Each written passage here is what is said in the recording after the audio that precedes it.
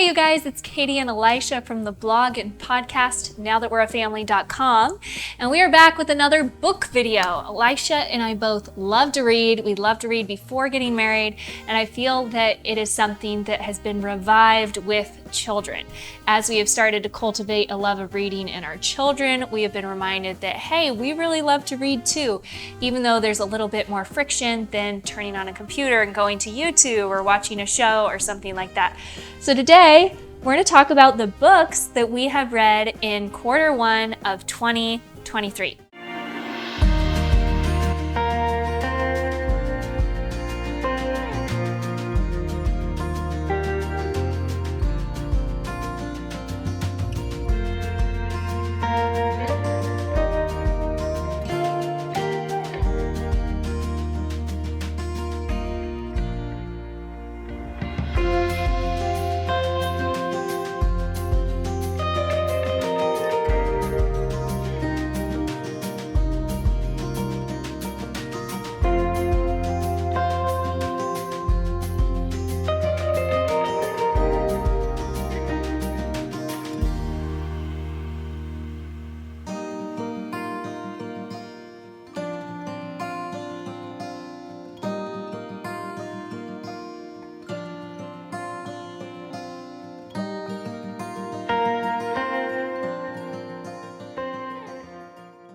Elisha's stack is bigger than my stack for maybe the first time in a while. Let's dive in. We have different recommendations, and yeah, some of these we loved, some of these we didn't love. And where we mainly find our time to read as parents is before we go to bed in the evenings. And for me, the other time that I read is when I take the children to the park. I bring a book and I read at the park. And I do this pretty much unless it is raining outside. Another time that has been really helpful to our reading is taking a full 24-hour Sabbath where we unplug the internet. That has actually upped my reading game more than any other thing in our life. Because of having no internet, no distractions, and it's a designated time of rest, I've been able to read like a full book almost every Sabbath this year. So that has really helped with my overall reading. Yeah, another time we read, as I'm thinking about it, is during our Miracle Mornings. We both read a little bit there in our Miracle Mornings, and Elisha is a part of a book club, which I feel like has been a big motivation there too, because he's constantly bringing books home that he's reading at the book club. I'm actually curious as to the ratio of my books, meaning, the ratio of fiction to nonfiction.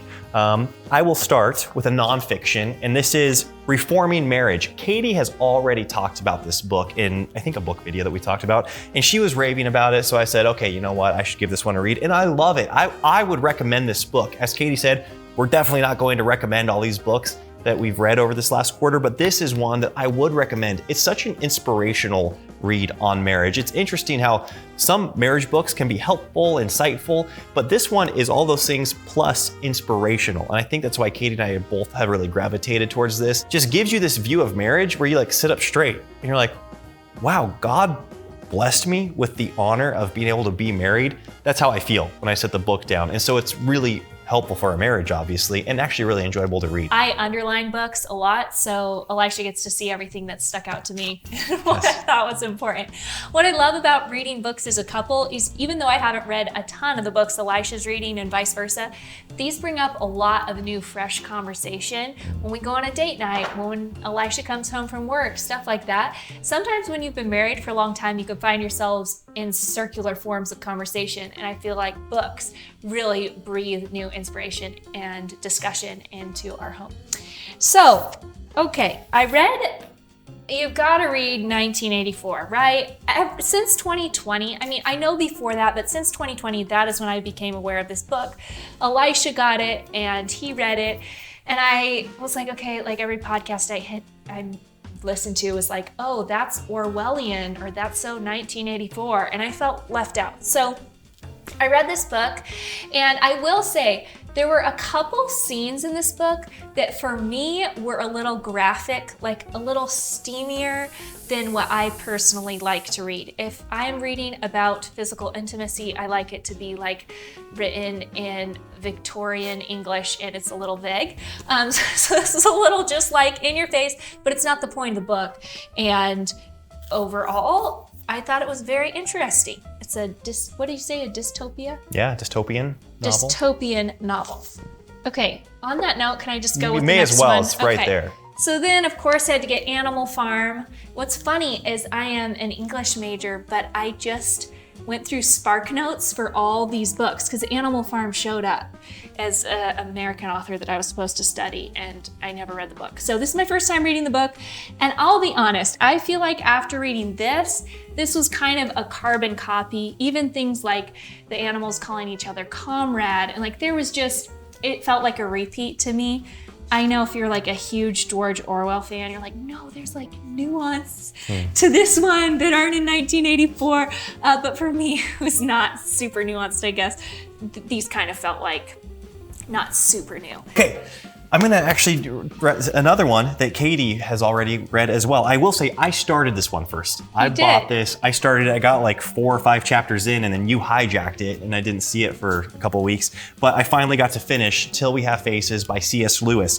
My review is probably very similar to Katie's in that C.S. Lewis is always enjoyable to read. Just the way just his technical writing abilities make every sentence and every like paragraph fun, where you're like, I like reading this. However, this story is a little bizarre. It's a little weird. It's a retelling of an old myth. So it's like a retelling of the Cupid and Psyche myth.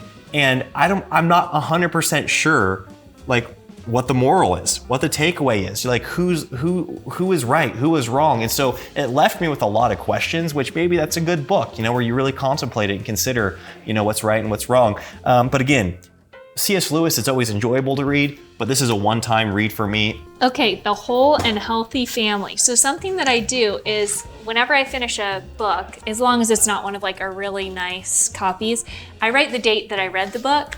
And so this one says February 19th, 2023. And underneath I wrote the note, so good, read in one sitting.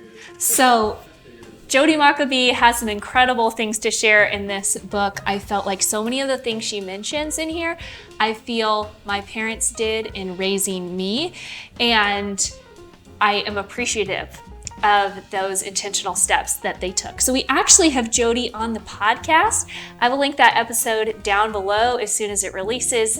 It's probably released right now, actually, so just check out down below for a link. And anywhere that she shares, I just feel like she has a wealth of wisdom and insight into motherhood and parenthood in general.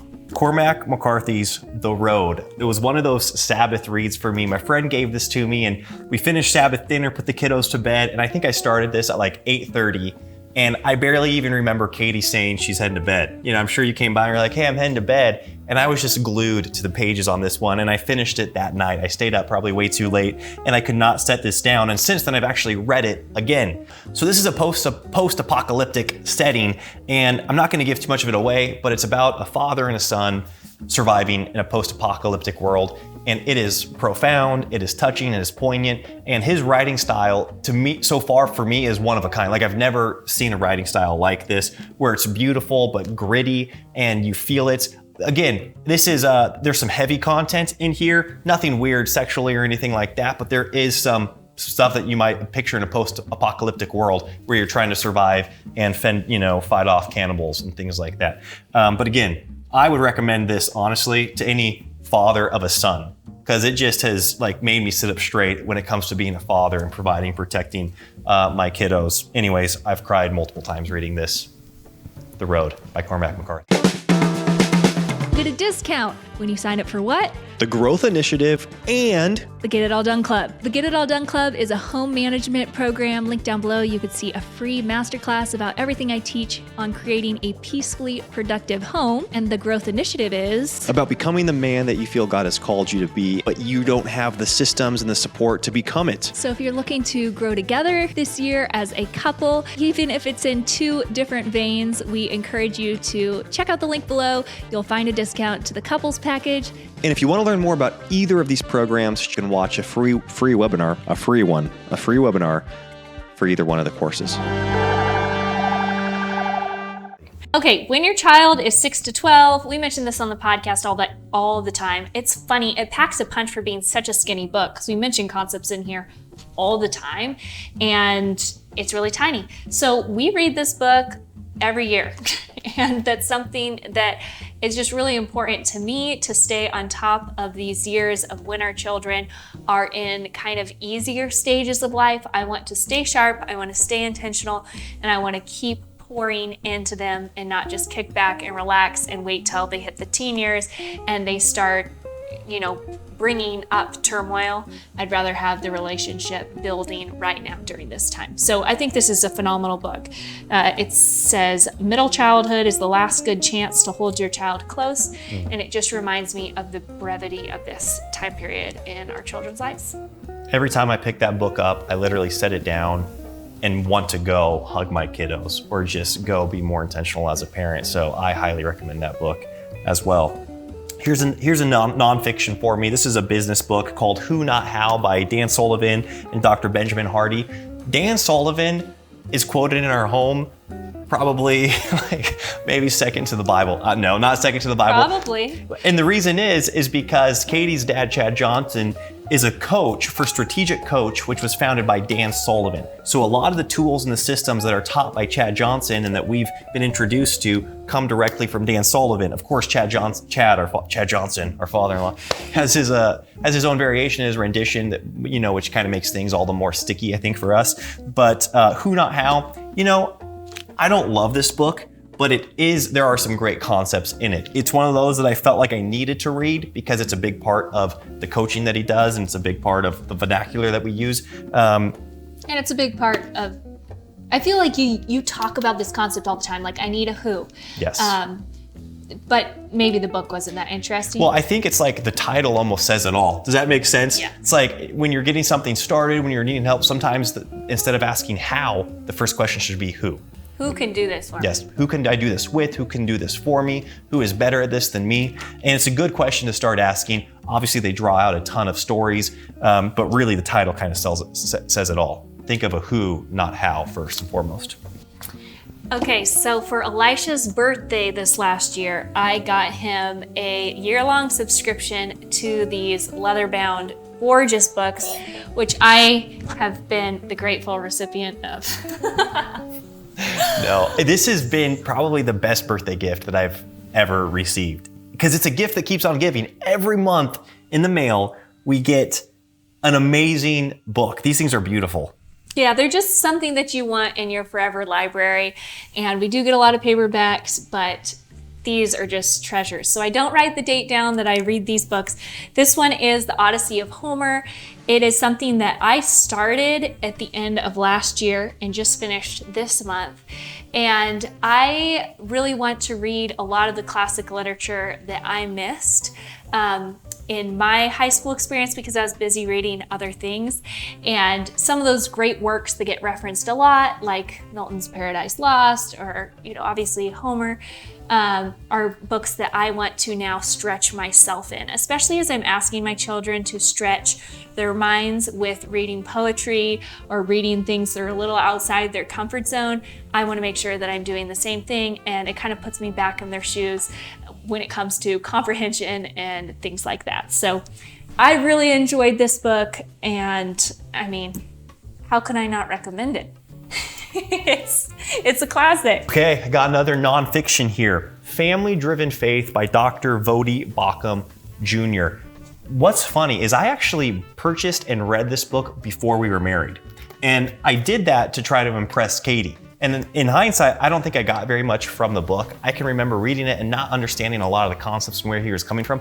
But I read this just last week, and I was glued to it, probably from being a dad now, having a family, but then also really, I think, seeing the more big picture perspective he has on the theology behind family and how our view of God and the overall Bible does have such a profound impact on how we view family, how we view marriage. And so I would highly recommend Family Driven Faith by Vodi Bakum Jr. I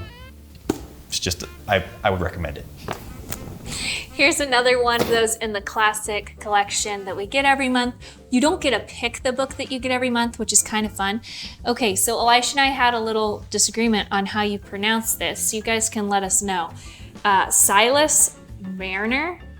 Is that correct? I think you're actually right. I originally thought it was Marner, Silas Marner, but I think it is Marner. It's tricky. This is the story of my life. When you learn a lot of things through just reading, or you've never had like a professor speaking it to you or something, then it can be, you can have a lot of misspoken words. Yes. Anyways, love this book. This was a lot easier read than it looks like because the font was pretty big in it. And reading these books just make me feel fancy. So I enjoyed it. It was a great story. It made me cry on it. And I liked it. It wasn't like a 5-star review, okay, but it was good. Nice, I like it.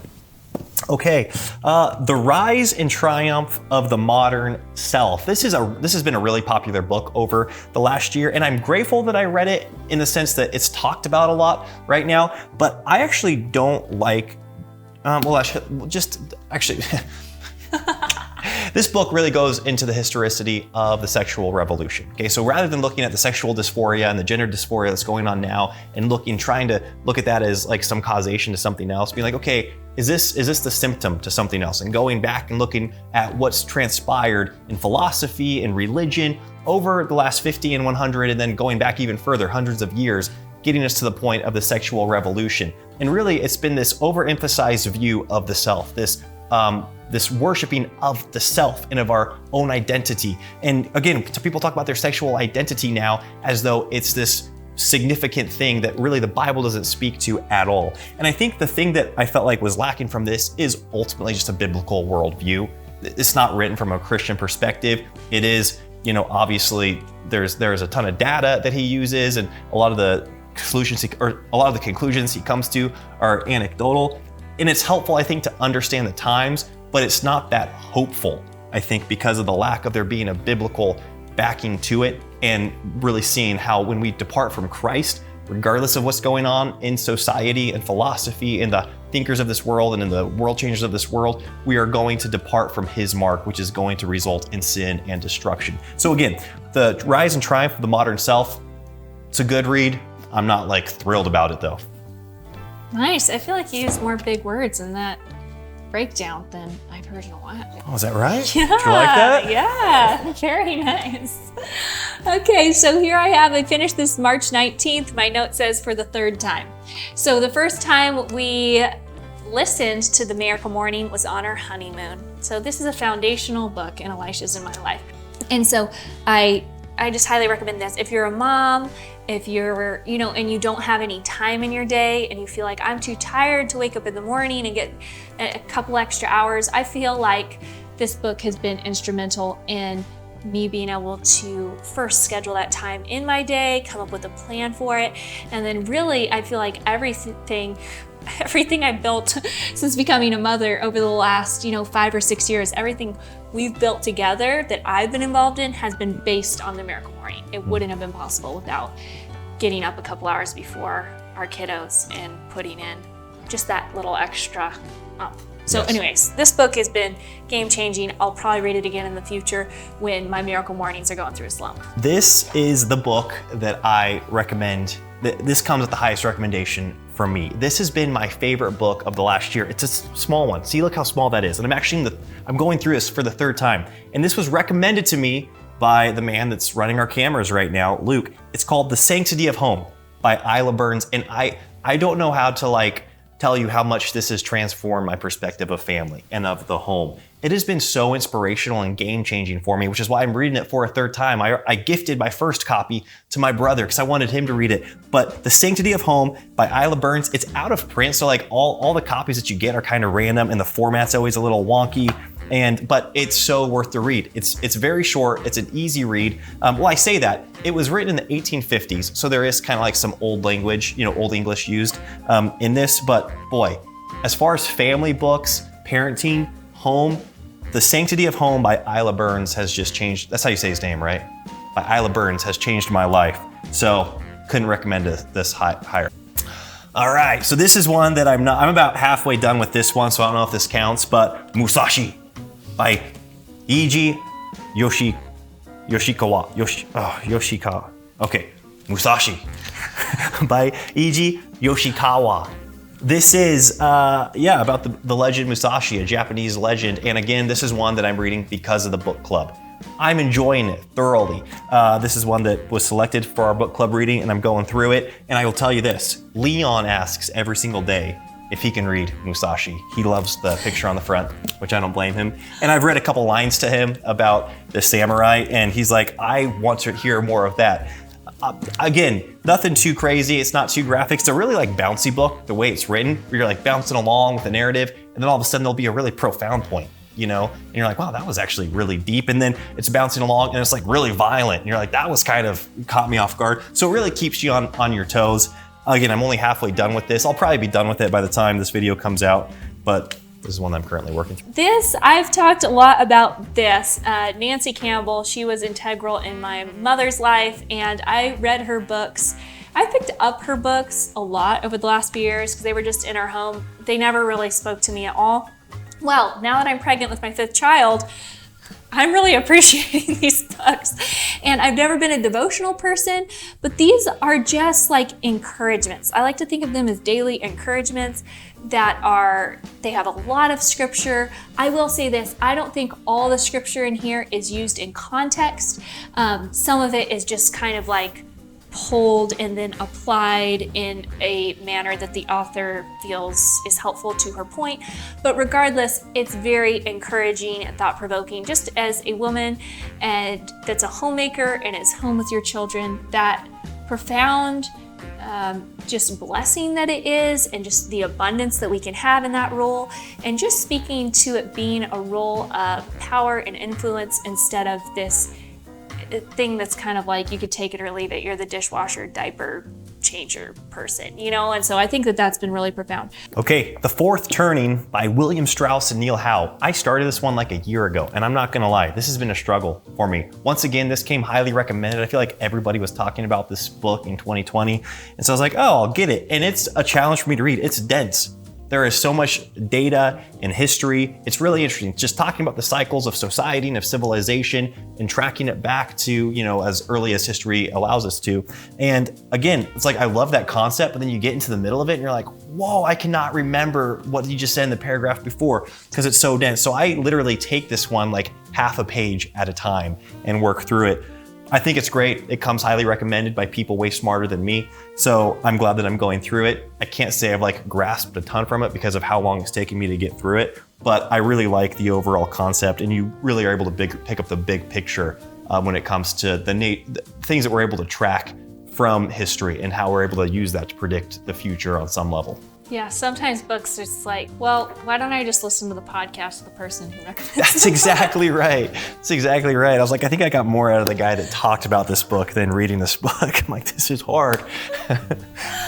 Okay, so another classic that showed up on our doorstep was Frankenstein. I'd never read Frankenstein, even though it's such a popular story.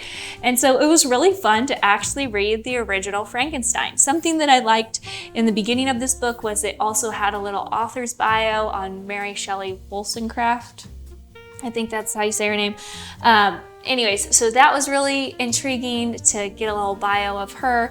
And I liked the story. It wasn't as dark or as scary as I thought it was going to be.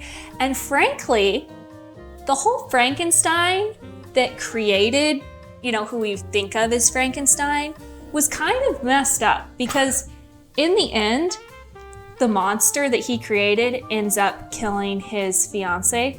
But it kind of serves him right because he wouldn't create a female monster for the monster who was lonely. And then he wanted to go be married and leave this monster all lonely. So, I don't know. I felt like maybe I'm supposed to feel like the creator of the monster is the villain, but I really came away with feeling like the creator's the villain, not the actual monster. Well, yeah, I mean, anytime you start trying to play God, you're going to get yourself in trouble because you can't follow through very good once you get started. Yeah, that is a good point. There are many complications to that. Okay, so I read the first of the Richard Haney trilogy by John Buchan. The first one's called The 39 Steps. This has been really fun. It really revolves around the whole United Kingdom. And it's funny because I was reading this book and because it came recommended, I was like, wow, I feel like I'm reading Sir Arthur Conan Doyle. Like it just feels like a Sherlock Holmes book. And so I was like, when was this written? And sure enough, this book came out like 10 years after Sir Arthur Conan Doyle's Sherlock Holmes. So I feel like this guy read Arthur Conan Doyle, was like, oh, it's a great book. I'm going to write something kind of similar about this guy that finds himself in all these crazy scenarios in Scotland. Really fun. I mean, we love Sir Arthur Conan Doyle. Are they mysteries? Yeah, these are mysteries. Yeah, exactly. I mean, we have the full giant collection. Yeah, so I'm not saying that in a bad way. I'll read another rendition of Sir Arthur Conan Doyle any day. But I'm reading this, like I said, I'm just through the first book, The 39 Steps, but I plan on finishing the trilogy, the Richard Haney trilogy by John Buchan. This has actually occupied much of my last quarter. The brothers Karamazov, or how do you say it? This is the debate. Is it Karamazov or Karamazov? Let us know in the comments below. Elisha told me Karamazov for 2.5 months, and then 2 weeks ago he's like, no, it's what did you say? Karamazov. Karamazov, and I'm like, you're my reference point, you're changing. So I've heard it both ways. So Fyodor Dostoevsky, of course, the great Russian author. This one has been profound for various reasons. It's a legendary book, and it's taken me quite a while to get through it. This is another one where I was like, okay, 1 page, okay, 2 pages. Work my way through it. And again, this is one that I do not think I would have seen through to completion if it wasn't for the accountability of the book club that I'm in. And so I'm really grateful to have that kind of system in place, that structure to keep me reading some of these books that otherwise I think I would get a little fatigued from and just give up. But this one is way worth the read. And I didn't realize how much this book is referenced. I had never heard of it prior to it being assigned in the book club. And now that I'm reading it, it's referenced. It happens all the time with books. It's pretty crazy where you're reading other books and you're like, no way. This is Brothers Karamazov is referenced in all sorts of books and articles and podcasts and movies. And so it's kind of fun to have read it. A book by this author, Crime and Punishment, is by Dostoevsky too, right? Yes. And that one I feel like is a little more popular than this one. Sure. As far as who the author is, I feel like Crime and Punishment is referenced all the time too. Yes, you're so right. I feel like that needs to be one on our list. Now, this is the one that I'm currently reading right now. I'll finish this pretty quickly because it's a pretty easy read. It's called It Doesn't Take a Village. And I literally bought this just because of that title. The subtitle is Putting Parents Back in Charge. I thought, thank you, because I've used that line for about a year, or maybe a couple years now, saying no, it doesn't take a village, because I think a lot of times parents will use that as a cop-out. Oh, I'm not capable, I'm not equipped. It takes a village. I need people to be my kid's spiritual mentor and to be their math tutor and to be their physical education instructor. Now, while finding outside resources is extremely helpful as a parent, ultimately, you are enough as a parent. In Christ, He has equipped you to be the parent that your child needs. And so knowing that and taking that responsibility, and then yes, finding outside help and finding outside resources that you are the one initiating, you're out there facilitating that, but you're still the parent. You're still the one that's over your child, equipping them in every area of life that you feel like is necessary. So that's not at all what this book is about, though. Yeah. The title got me, and it's a secular book on parenting, which once again just reminds me of the necessity to go to God's word and have a biblical worldview when it comes to raising your kiddos, and how when you depart from that, you really find yourself up a creek with no paddle, or at the very least a broken paddle, maybe even a hole in your canoe. And so none of us want that in our parenting or in our life in general. So go to God's word as the Bible, as the number one tool for parenting and for family. And then I think it's great to find outside resources, extra biblical literature, other Christian authors to help support you in your parenting endeavors. Thank you guys so much for watching. I hope that you found a good book. Linked down below are all of the books that we have read this quarter. Choose whether or not you would like to read them. And hopefully we will see you next Thursday. Bye-bye.